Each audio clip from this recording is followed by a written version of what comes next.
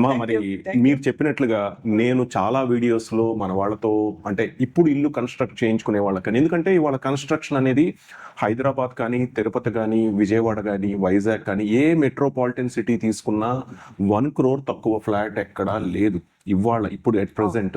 So gated కమ్యూనిటీలో especially నేను హైదరాబాద్లో చూస్తున్నాను కదా, 1 crore అనేది చాలా సింపుల్ విషయం.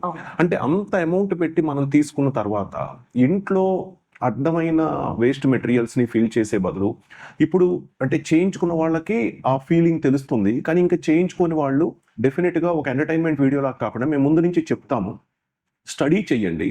ఎక్కువ మిగతా వీడియోస్ బదులు మనం ఎక్కడైతే స్పెండ్ చేస్తామో ఆ వీడియోస్ని చూడండి. అలాగే వీడియోస్ చూడటంతో పాటు ఆ ఎస్టాబ్లిష్మెంట్ని కూడా గమనించండి. ఎందుకంటే ఇవాళ రేపు సోషల్ మీడియాలో మంచి ఉంది అండ్ చెడు ఉంది, రెండింటినీ గమనించుకొని ఒకసారి షోరూమ్కి వెళ్ళండి, అన్నీ చూడండి, ప్రాస్పెక్టస్ అంతా గమనించండి. అలాగే క్లయింట్స్ చివరి వరకు కూడా ఎలా హ్యాపీగా ఫీల్ అవుతారనేది నేను ఒక చిన్న ఎగ్జాంపుల్ కోసమే మీకు ఇదంతా. సో ఫైనల్గా ఇప్పుడు చేయించుకునే వాళ్ళకి మీరు చెప్పాలనుకుంటే మీ ఎక్స్పీరియన్స్ బట్టి కానీ, జస్ట్ మీరు చూసిన దాన్ని బట్టి కానీ, చాలా హౌసెస్ మీరు చేయించారు, మీరేం చెప్తారు ఒక ముక్కలో? ఒకే సలహా అండి, మనకు చెప్పచ్చు మీరు పెడితే ఎక్కువ అవుతుందని, కార్పెంటర్ అయితే తక్కువ చేస్తాడని.